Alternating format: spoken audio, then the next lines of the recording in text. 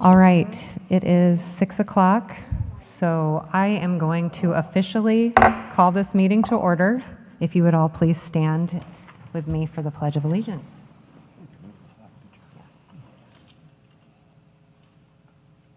I pledge allegiance to the flag of the United States of America and to the republic for which it stands, one nation, under God, indivisible, with liberty and justice for all. All right, thank you all for joining us this evening. Board members, have you had a chance to take a look at the agenda?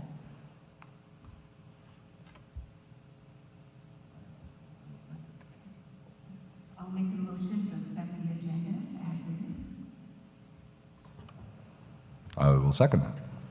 It's been moved and seconded to adopt the agenda. All those in favor say aye. Aye. All those opposed say no. Hearing none, the agenda has been adopted. Now we will go to Superintendent Jesse for his report. Good evening. Thank you, Board President Davidson, other board directors, student representatives, parents and guardians, community members and staff. This month is Mental Health Awareness Month. So I wanted to designate my time due to this really important issue to really highlight some things and to provide a highlight of not only this issue and what it impacts our community, but also some things that the Shelton School District did. Because in order to address it, we all play a part. In fact, mental health, a lot of people think of it as a diagnosis. If you have mental health, you have a diagnosis that comes with it. And actually, we all have our mental health to worry about and think about, as well as those that we work with, those who we play with, those who are our loved ones and families and friends. So in particular, I'd just like to hope that we don't ignore this really important issue, that we all play a role to also think and reflect on our own individual mental health. Taking the time to assess it. How are we feeling? How are we doing? How am I thinking about different issues that impact my life? And what are some things I can do about it myself? And if I need help, and really reaching out to them. Having poor mental health is not the same as having a mental health condition. We all do have those tough days and weeks. But just like physical exercise, mental health takes work. And it really does give you an opportunity to think about, what am I doing to get help improve where I'm at in my own mental health and condition today, this next week, this next month, and this year. And so a really good place to start is just connecting with your families and friends. Kind of doing that thing, that self-check, and like, how am I doing? How am I doing? How am I coming across? Are there some things I'm doing? You know, I have these conversations even with my own family. Things that you really want to stress is about diet, sleep. What kind of stress load are you carrying?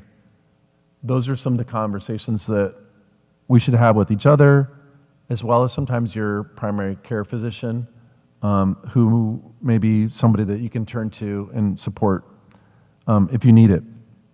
If there are problems in your life that are stopping you from just functioning well and where you're at, I do agree and do suggest that you should see a professional.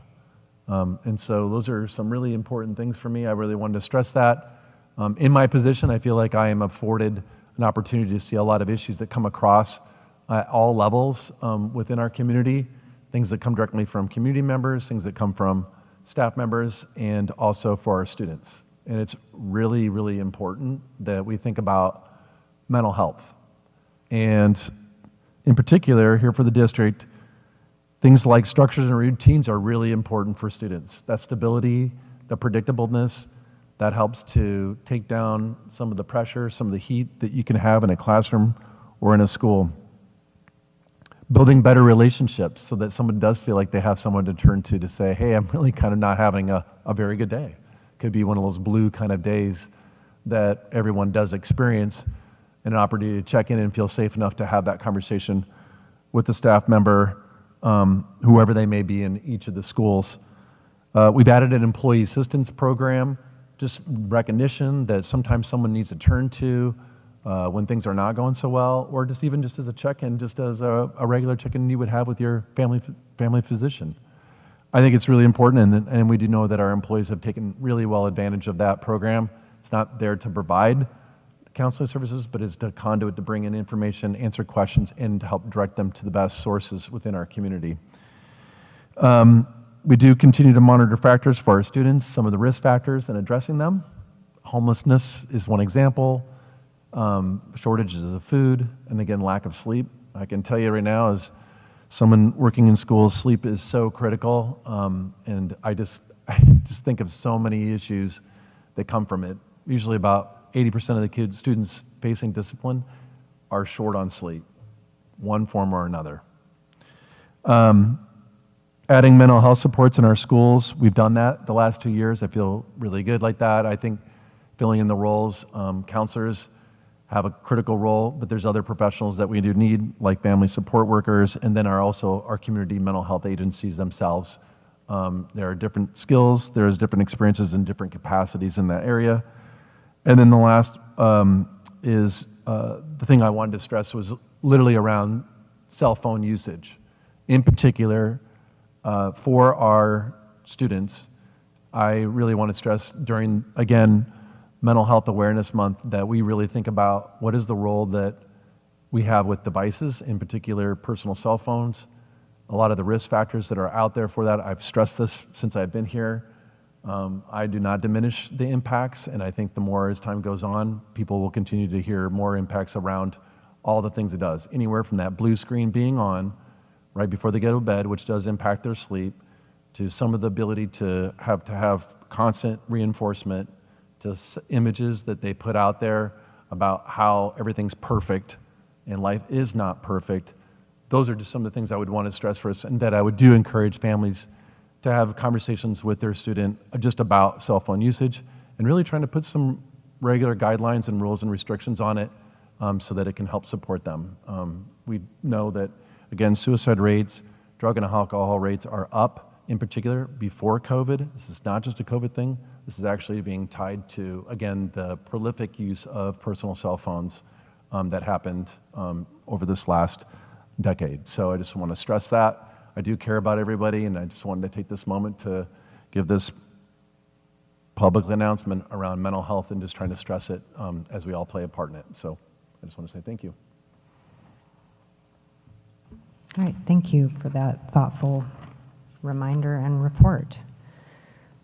We will now move on to community comments, and I do have some community comments or some people that have signed up for that, so I'm going to read our standard language around that. As part of the regular school board meeting, the board invites community members to make public comments in person and/or by phone as conditions allow. If speaking in person, please follow the public comment procedure by signing in and stating your name and address at the podium when called by the board chair. If making comments by phone, please dial 1-253-215-8782 and enter meeting ID number 872-5618-1978. Each person is allowed 3 minutes to speak. In accordance with the Open Public Meetings Act, the board is not allowed to discuss items that are not on the agenda. The board will direct the superintendent to follow up on any items that arise during public comment as appropriate. The board will not allow complaints against an individual staff member or student in open session unless that individual has requested an open public hearing. And first up, we've got Dan Cooling. If you could come up to the podium.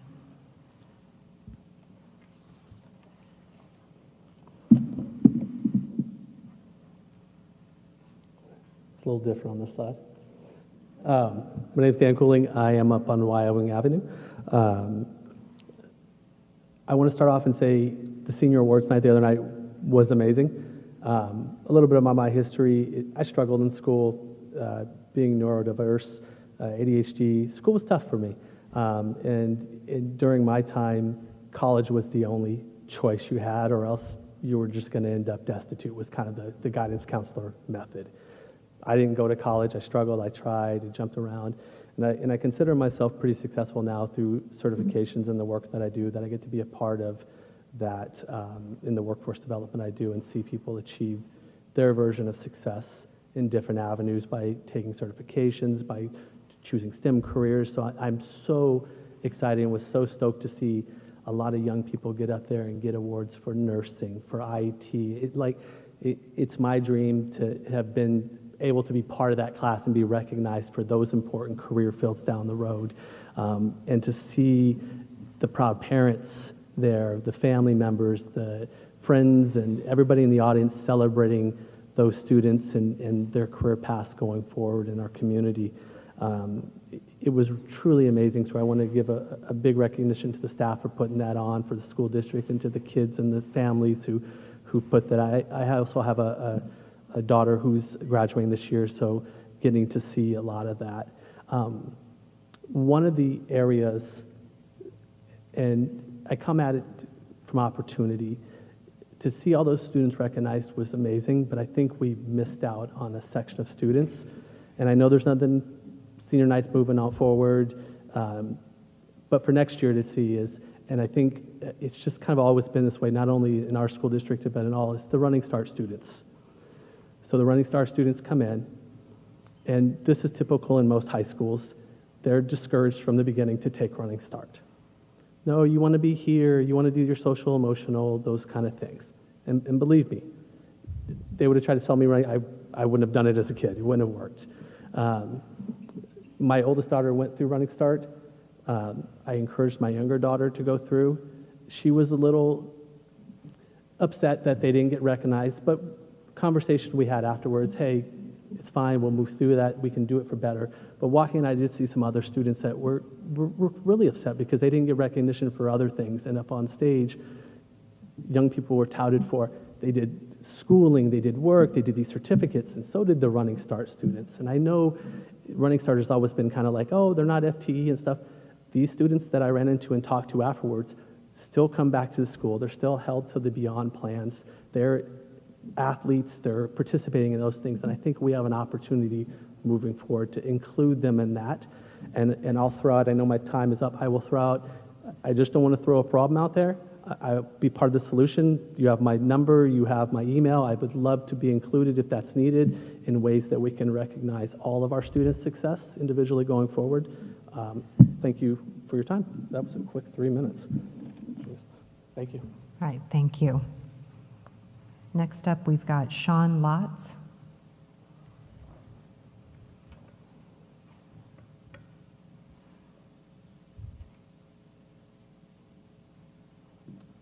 Hello, my name is Sean Lotz, and I live at 5930 Southeast Arcadia Road. I'm here to address an issue that you may or may not be dealing with specifically at the moment, but it's very much in the air in the country in which we live. At the last meeting 2 weeks ago, a gentleman stood up here and spoke, and I don't remember his exact words, I wish I did, but he referred indirectly to something that's been in the news a lot lately, which is schools keeping secrets from parents about children's sexual orientation and gender representation, their identity. He asked you to respect the roles of parents as the sole authority over their children. And with him, I definitely want to affirm parents' responsibilities and obligations to nurture and protect their children in the best way that they can. And they need all the help that they can get doing that. But I want to give a different perspective.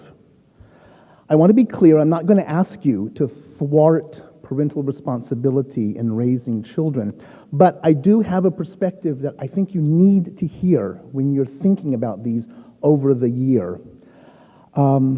Especially as certain groups, some of which use the word liberty in their name, begin to grow louder in the country and approach Shelton with their demands.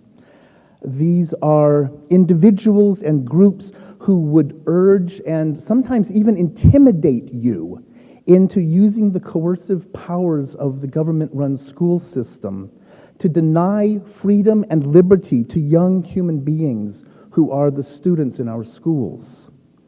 I was a kid, who desperately, and I stress desperately, needed to be able to keep my own secrets.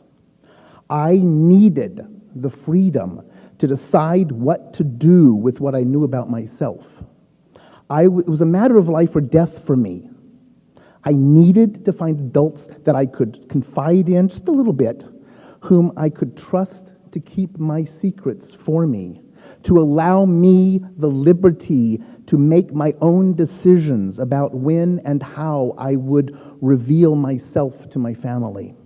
It was literally, as I said, a matter of life or death. I'm not exaggerating with that. If I could not have trusted those few adults at my school to whom I was brave enough to speak, I would not be alive to be talking to you right now about this. I thank God that those adults did not have the government in the form of the school system compelling them to rob me of my liberty to handle my disclosures in my own way. I thank God that they were able to respect and to protect me against the chaos that would have arisen if they had chosen or if they had been forced by the government to violate my privacy. It would have been anti-life and it would have been anti-family for them to have usurped my liberty in that way, since it would most likely have destroyed my life as well as my family. To those parents who want to use the coercive power of the school district forcibly to discover their children's secrets, I want to say, don't be the kind of parent that your children feel the need to keep secrets from. Don't use the power of the government-run school system to rip away your children's freedom. And to the school district, I want to say, please don't let yourselves be used for that. Oh my goodness, Yeah. I'm very sorry. Thank you. The time does go by faster than you think when you're up there. All right, Marilyn, Aaron.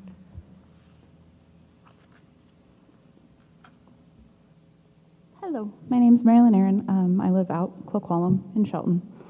I wanted to touch on a couple things today. One, I understand there are legalities behind keeping certain information private, but as a parent of a high school student, it's a little frustrating to read about on social media that there's a freshman counselor under investigation for inappropriate contact with a minor and not hearing anything from the school district themselves. I'm not saying you guys should have put that out there, just saying maybe reach out like, hey, your student's a freshman. Our freshman counselor's on leave currently. You don't have to say why. But it would have been nice to know that instead of having to get a newsletter from the principal stating that that particular individual, is still there to reach out to. And then hearing back that, oh, you're right. Yeah, they're on leave. Let me get that information as to who you can contact in place of that particular individual. So it's just frustrating being a parent, not having that somewhat open communication between the district and the parents. Like I said, I fully understand that there are legalities that have to be, and privacy, because innocent until proven guilty, right? But that's just a frustrating piece. And then the other thing that I wanted to remind you guys of is that as the board member, the elected board, that you represent the community, and just to remember that it's okay to ask questions, it's okay to say no, and it's okay to remind them that you're the board, and under the RCW, you actually hold the ultimate power. So, thank you. All right, thank you. That is it for community comments, unless we have anybody online, which we have not for a while, but nope, doesn't look like we do. All right, we will move on to reports and recognitions. And first up, we've got the report from student school representatives, and we have two of you here tonight. So Nieves Villa, if you could give us your report from choice. Hello. So this week has been a little bit chaotic, a little bit sad, but bittersweet. We are saying goodbye to our seniors. Our choice graduation will be happening at Shelton High School on June 1st, so I do want to make that open invitation for you guys to join us. Today was all seniors' last day to wrap up all their last projects and turn everything in. And actually tonight around this time, they're having pizza and fruit, and they're doing awards. So I just really want to stress the detail that it was really awesome for me to hear that every single senior that is graduating with us will be receiving an award regardless of their academic accomplishments and what they've done and haven't done. They are all being recognized for their personalities and their qualities and, sometimes even their smiles. And I just think that that's really awesome as a student to, not all of us have the same personality traits. Not all of us are loud. Not all of us are super overachieving, but that doesn't mean we don't need to be heard and recognized. So I want to say that I love that we are pushing forward to focusing a lot more on what students are doing. I do think it's important to talk about what students are not doing and what we can better, but I think that a good step forward is recognizing what is already being done. So that's really awesome to know. We have last week offered the AccuPlacer for our students looking into going to Running Start, and that's also a really good opportunity for our seniors to look at where they are testing academically for levels and just getting kind of information. We have Gear Up directors with us who are really good about giving us options, whether that's college or figuring out a job situation. Like they mentioned before, I think that it's important for us to know that college is not the only pathway. If college is the pathway you choose, that's great, but there's other options out there. Following with that, Olympic College paid us a visit last week. We had one of their directors come, and they talked about some of the new opportunities with Olympic College.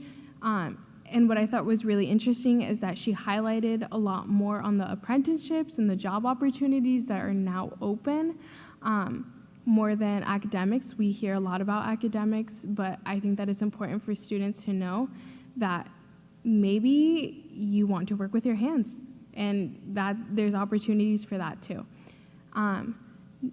On Thursday, we will have South Sound Puget Sound Community College come pay us a visit, and they will be helping our seniors looking into going into community college, fill out applications.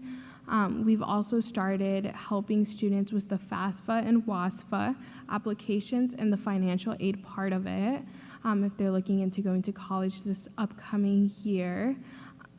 Our middle school and ecology science classes have been enjoying this nice weather and getting some time out with the garden as well. So that's been very fun to watch. And so I just want to congratulate all the seniors on their accomplishments, and I hope that all they wish to do comes forward with them. Thank you. All right, thank you very much. And I look forward to graduation next Thursday. Now, Miranda Myers for Cedar. Hello, we have been working on the Bordeaux garden, and that has been going well. Last week, we worked with a team of 5th graders at the garden. And we are doing a scale-wide cleanup on the 31st, where we will go around and pick up trash around Shelton. It's an annual thing.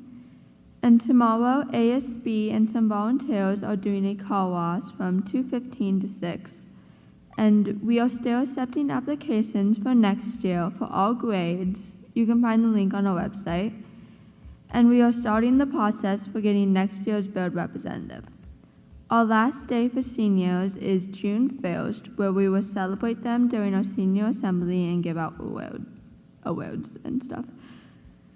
Our graduation will be on June 2nd, where there will be a reception at Cedar, and we are working with the Wheels of Hope, who have helped get volunteers from multiple car companies from Mason and Thurston County, who will be driving our seniors to graduation in classic cars. And we are working with the police and fire department for the Ride Through Town to graduation. At the graduation ceremony, we will be celebrating our partnerships with a community partner speaker, and the senior walk is on June 8th, where they will meet at SHS outside the A building at 8:35 a.m. The bus will leave at 9 a.m., and the bus will be back at 1:30 p.m. Thank you.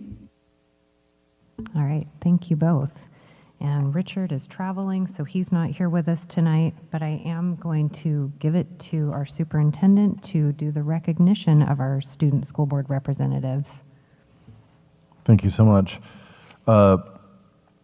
First, Richard is not here, and I've actually been given some talking points because Richard isn't here, so I'm supposed to fill in. I So guess we'll that's part of the let- recognition. Yes, we can let you do the All right. report for Shelton I've High been School I've been first, told. and then we'll do that. Yeah. So in vein of around graduation and celebrations for our students at particularly SH, I think, as I mentioned last board meeting, was a lot of gratitude towards the community for supporting scholarships. Scholarships are a big deal. College is super expensive. And already at SHS, the students, there is close to over $2 million in accepted scholarships. That is a big number, right? Like, you can have that reaction. And so I think that's great. I think it's just getting that information out there. I know sometimes folks are like, we can't handle these scholarships. That's what I hear a lot of. And I'm like, well, that's over $2 million of scholarships is a lot. There is stuff getting handed out. And so, you know, I know actually the district is continuing to work on like a common form to kind of ease and get some things moving so that it's even easier for students to access those opportunities for applications for scholarships. So kudos to those, any of those students, not just at SHS, the other students who are getting any kind of financial award to support whatever their next course and pathway is, the trades or college and beyond. So good for them. They also have, this is an interesting stat, at SHS, there are 15 seniors that are in the top 10% of all seniors here in Washington State. So academically, so that's amazing. Their GPAs are high enough to qualify to be in the top percent, and there's 15 of those. We have 25 seniors there also who received a seal of biliteracy. So that means they made the qualifications for biliteracy. I think that's awesome. If any of those seniors or other students who have that qualification, contact Linda Arnold. We have jobs open. We'd love to talk to you about a job opportunity here for the Shelton School District. We need as many biliterate individuals as we can get. So that'd be wonderful. And lastly, there are 119 seniors that are going to receive honor cords. So I think kudos to them. And so just as part of the recognition and speaking on behalf of SHS and Richard, I just wanted to get these numbers in particular on the heels of what Miranda and Nieves mentioned. With that being said, transitioning, I just want to really thank so much our student representatives. It is actually one of my highlights for all the board meetings, no offense, but it's really great to hear the stories and the passions from all three of them are extremely well spoken. If you are listening and you know what 17 and 18, sometimes 16-year-olds have, they are really well spoken and things they're able to say and navigate, and the questions they ask are very thoughtful when things are presented. I just feel really blessed to have them as representatives, and I hope they recognize that as leaders in this community and in their individual schools. It's great. We have 3 schools. They each have some unique qualities to them that really serve their purpose, and I feel like our students are able to represent the uniqueness and those experiences students are getting there, which should be stressed. So that's some of what makes the Shelton School District feel really special, and thanks to them for all their work. This is a tremendous commitment on their part. I've been part of other student representative groups and seen them come and go, and these folks, these students here for this district, you're doing amazing things, and don't let anybody tell you otherwise. I think it's really kudos to you. And so with that, we have provided them a huge snack package. always, I know someone's going to get distributed to some friends and or family. It always does. But it's just a little token of our appreciation for you, just not only as student representatives, but just again as leaders in this community. And so just thank you so much for coming in here. It does definitely inspire me, and I think it provides a lot of inspiration to a lot of other staff who come and watch you here. So with that, I'll conclude my warm welcome tour. Do board members have any comments at this point that they'd like to make regarding our student representatives? Yeah. Yes, thank you, both of you. You've given outstanding reports and very thorough, and you represent.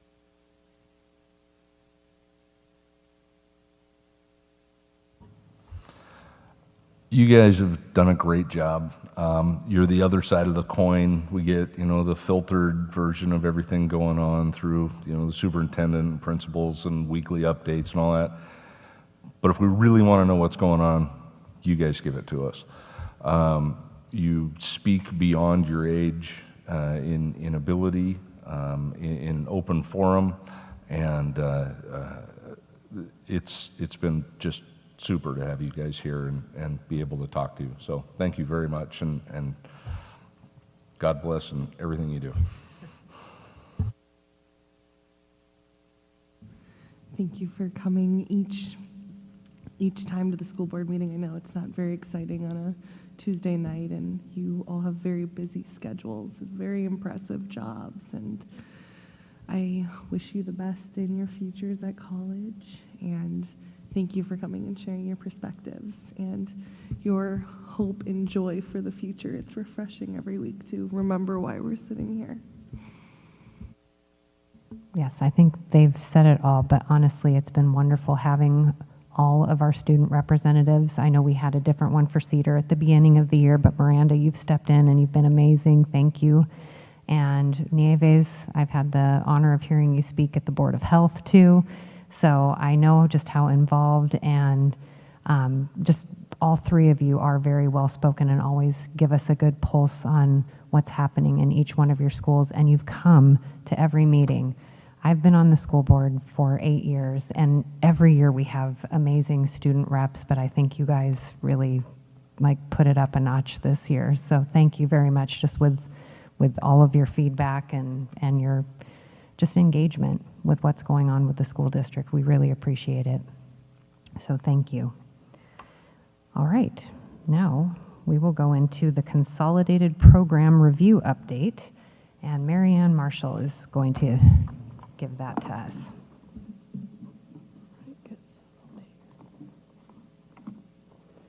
All right, good evening, Board President Davidson, members of the board. Like President said, I'm here to talk about the consolidated program review for this school year. The last time that the district went through a consolidated program review was back in 2017. So it's been a while.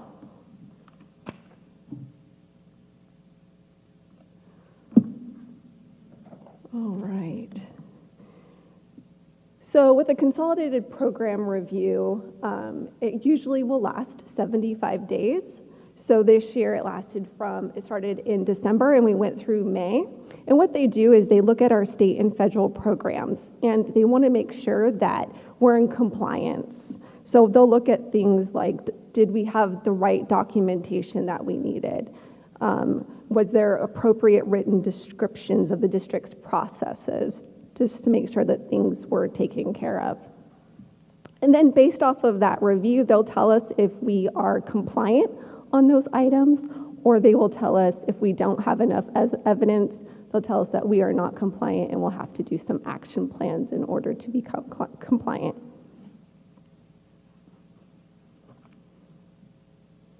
All right, well, here in the Shelton School District, we have 15 state and federal program grants that we deal with.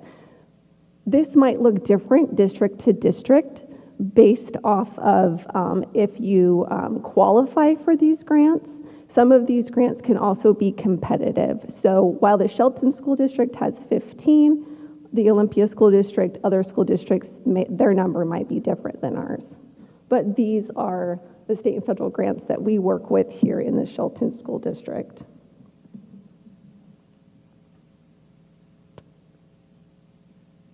Like I said, the last program review took place in 2017, and the determination from that review was 14 action plans in various programs.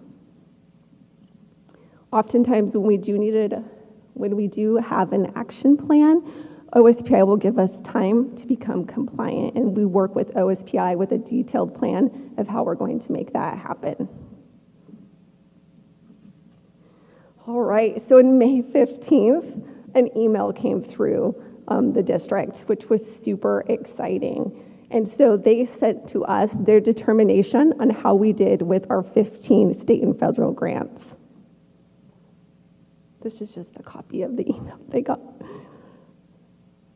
But here is the exciting part of this whole program review.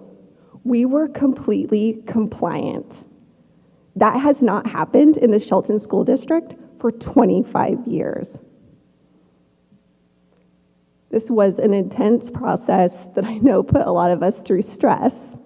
And I just want to thank Crystal Moore, who's our state and federal program specialist. She was new to her role this year, but she grabbed this by the reins. She reached out to OSPI, and she kept us all abreast of the things that we needed to do.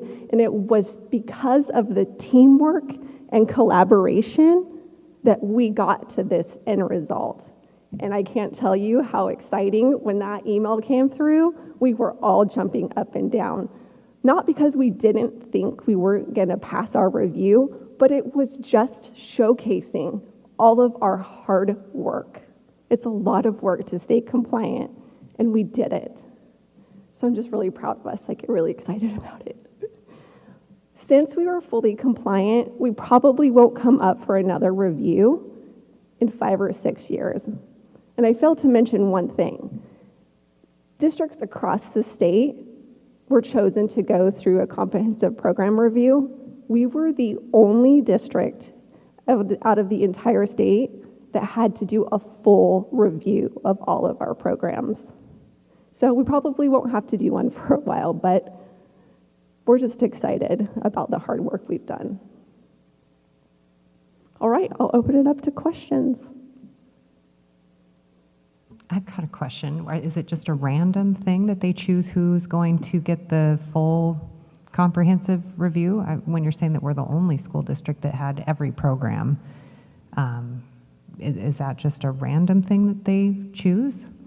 I wouldn't say that it's random. So they'll look at the last time that we did our review, they'll look at how did that review go, and then they make a determination from there how many people will do a full review.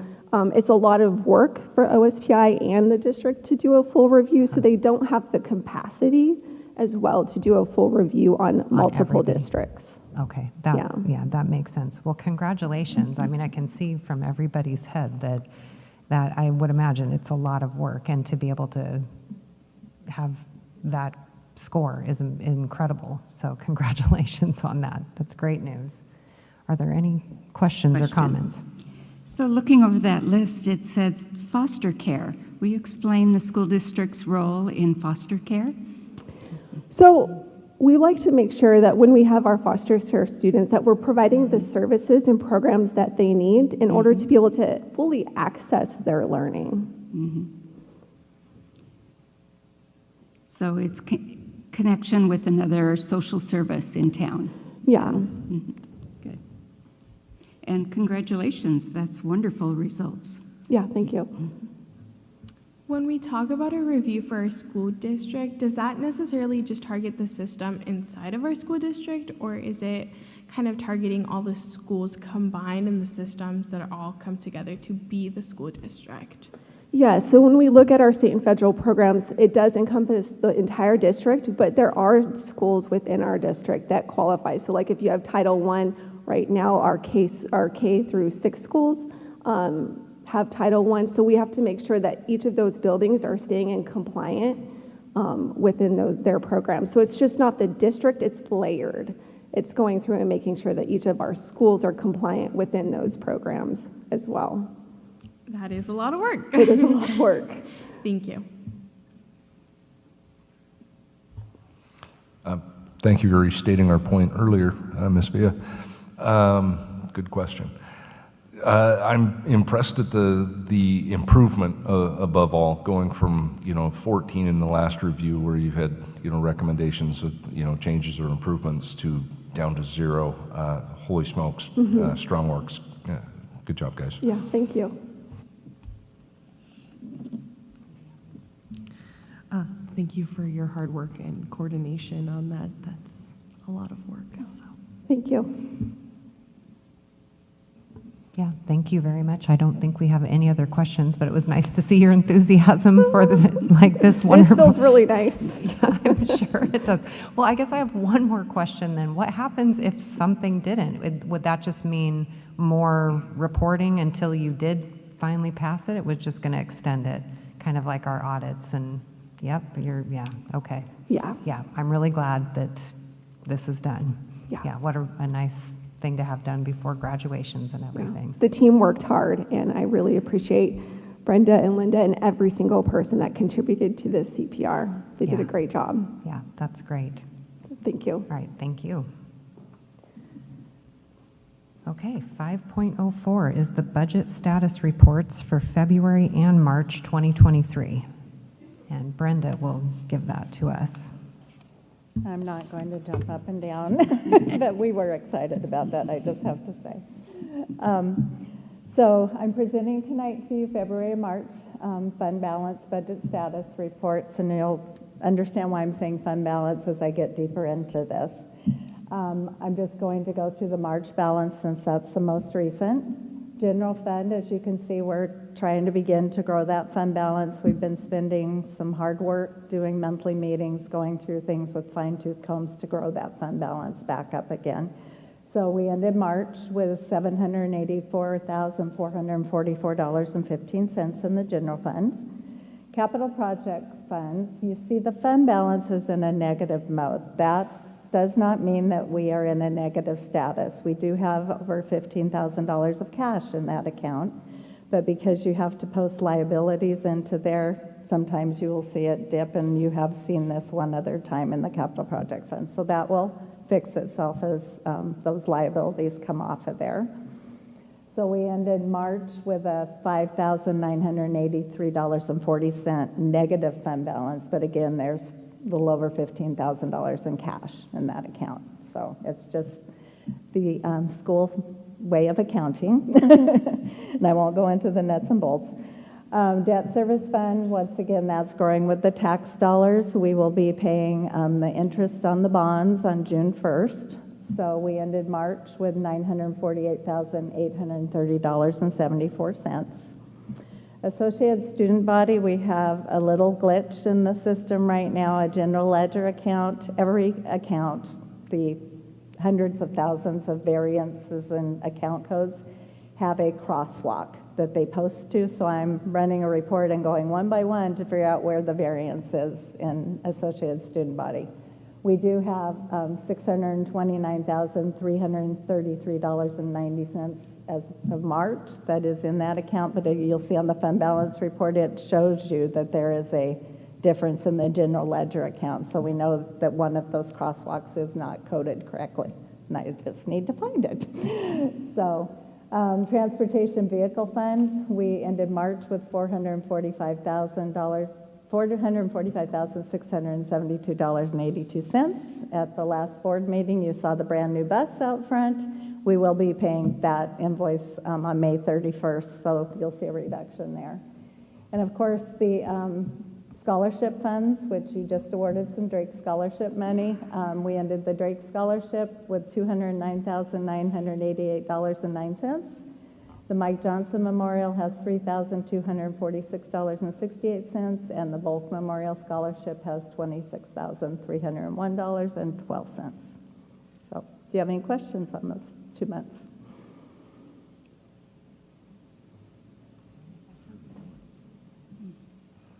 I don't think we do. Okay, thank you. Thank you. Okay, moving on to the consent agenda. We do, well, I guess, is there a motion for the consent agenda? I propose, or I move, to accept the consent agenda with the amended personnel report, the 6.04. And I'll second that. All right, it's been moved and seconded to approve the consent agenda with the amended personnel report, which is 6.04. All those in favor say aye. Aye. Aye. All those opposed say no. Hearing none, the consent agenda has passed. We do have one item under discussion and action items tonight. That is 7.01, the proposed resolution number 2301, delegating authority to the Washington Interscholastic and Activities Association for the 2023-24 school year. And this is recommended approval. I'm not sure you are presenting this evening. Good evening. Yes, this is part of our annual process in which we are entering into a resolution agreement with WIAA. Again, it's their own entity, the Washington Interscholastic and Activities Association. It is part of a form package of resolution that goes across, all of the districts across the state who participate in WIAA, which is almost all. And so we have, again, historically, annually done this. This is an opportunity for us to say that we are going to follow the rules and authority under WIAA, all the things that we have. Scott Chamberlain was up here and detailing actually some of the activities and the things that we do to stay in compliance, and of course the celebrations and activities that we do. But it is really important that we do it. I receive actually oversight, so when there are any kind of possible violations, student example got kicked out of a game, or something was happening with the referees or incident with the coach, those things come and pop up to me. And in particular, Bruce at SHS oversees some of that too, so he gets those too. So we monitor the activities for athletics, and Scott is the president of WIA too, so he serves on that committee as well. So, but he's already called out some things on himself, so I will just let people know, like, he's very ethical and he's calling out, there was a particular situation, and so I'm just monitoring those things. And anyway, without getting too lost into a rabbit hole, I just wanted to give an example of why we do this, the rules that we do follow, and that we do have oversight of these things, because we do have to take them very seriously. I can tell you, I just talked to an athletic director yesterday. I mean, just athletics is something you always got to keep an eye on, because you have a lot of coaches who come into this who are not an employee of the school district outside of coaching, and so there's always a need for updated trainings and understanding of those things, because you can get out of compliance really quickly, or they just kind of forget because it's just, again, not the world. And there is a lot of turnover, obviously, in coaching, because it's not the highest paying. It's kind of more volunteering, to be honest with you, for how much the pay is. So just putting all those things out there. But I can tell you, as the superintendent of the Shelton School District, I believe we take it very seriously, and I'm very happy that this district does participate, and we do all of these really fun things for kids, because there's, as you can hear the stories, it does impact their lives, and it's the memorable moments for many of them. So with that, I'll take any questions. All right, are there any questions? This is something that happens on an annual basis. It's just part of what we have to do to be compliant with our athletics. So I don't know if you have any questions or if we have a motion for it. It is recommended for approval. All right. I recommend that we approve Resolution 2301, delegating authority to the WIA for the 23-24 school year. So you're making a motion. I did. You recommended approval. Oh, I read the thing. I make a motion. All right. I second the motion. All right, it's been moved and seconded to approve, proposed resolution number 2301, delegating authority to the WIAA for the 2023-24 school year. All those in favor say aye. Aye. Aye. All those opposed say no. The resolution has passed. All right. Now we can move into board member comments, and I will start at this end today, if that's all right. We'll start with you, Director Wielander. Okay. A According to Mickey Mouse, it's 17 days until the big graduation. Choice, again, is on the 1st, and I'm sad to say that I'm going to miss it. I'll be out of town. I know. I'm going to try really, really hard to get back for the 2nd in Cedar. Mental Health Awareness Month, you know, I've gone on and on about this. It's incredible, the feedback and the studies regarding social media and specifically cell phones, and the damage that they can do. On the other hand, I would like to say that I've never met a teacher that didn't love their students, and if you do need somebody to talk to, or you're a teacher that needs somebody to talk to, reach out. If you prefer to keep it to yourself, by all means. My own personal, I do occasionally go get the eggs unscrambled. I have a job where I see things that most people wouldn't want to. I also recommend cartoons, milk and cookies, any chance you can. Something that's come up over time, and I just want to speak to it a little bit, is when people come up and speak, I hope you understand that there's an awful lot of times where we feel the same way, and we're probably screaming inside our heads about it. And I wish people understood that we just can't. There's that out there. We take the state laws and the Open Public Meeting Act very, very seriously. All of us do, and we have required training and all of those things. And I hope nobody feels that they aren't being heard. Just understand that there's only so much that we can do as board members. So otherwise, back to the mental health part of it, just be nice to everybody out there. So thank you. All right, thank you, Matt. Carla, do you have any comments this evening?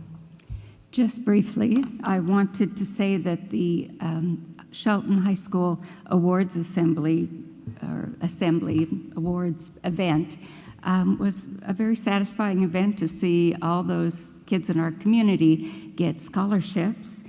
And there were a variety of recognitions that evening. I was very pleased to attend that. I'm looking forward to graduation. I'm going to try and go to all 3. And it's such a good celebration after a long year of thinking about educational policies and changes that need to be made and adapting to what the laws are. It's just nice to celebrate student success, because I think that's why we're all here. That's all. All right, thank you, Carla. Lauren.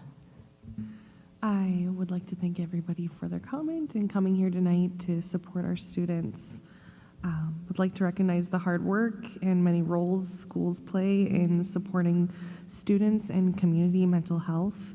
I'm proud of our district and our state's continued efforts in supporting students and staff.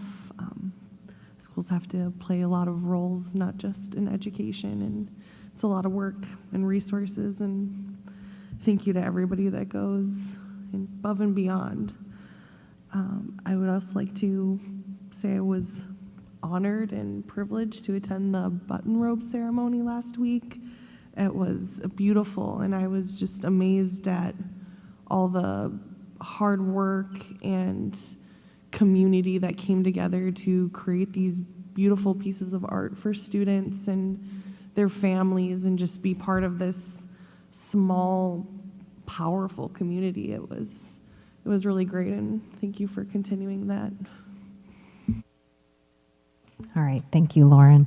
And I did fail to say, Sandy did let us know she wasn't going to be able to be here tonight. She's just got some things that that have her plate very full right now. But I also want to thank those of you that came and made community comments tonight. It's always good to see that there are people that are willing to come up and talk to us about what's going on, concerns that you have. We definitely want to be listening to whoever would like to come up and make a community comment. I am very excited about graduation. I will be at all 3. I love going, and that is honestly the highlight for me. It's been wonderful ever since I first started on the school board. when I watched many kids that I knew walk across that stage, and it's wonderful to see the families excited. That's what I loved about being there with Carla and Lauren for the senior awards night. That room was packed, and we hadn't been able to do an in-person awards since I think it was 2019, I think is what they said.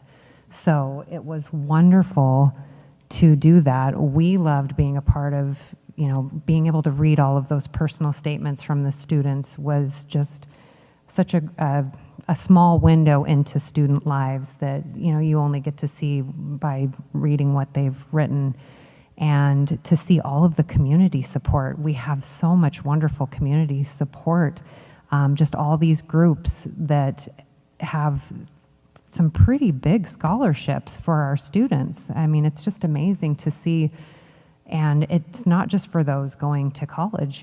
There's a number of different, the scholarships don't necessarily state that it has to be, it can be trade school, it can be a lot of things. So I really encourage anybody who's a junior to be keeping their eyes and ears open for when those scholarships open up, because there's a lot of opportunity out there to help with tuition and books and whatever you're looking at. The button robe ceremony is amazing, and Matt and Wyeth and many school district employees were there. Lauren was there. The button robes are stunning. It's the amount of work they were still working on, them while they're there, but to hear the families' stories and just see the love and support that they have for their students, for their family members, was really touching. That one is very special to be at. So I loved doing that.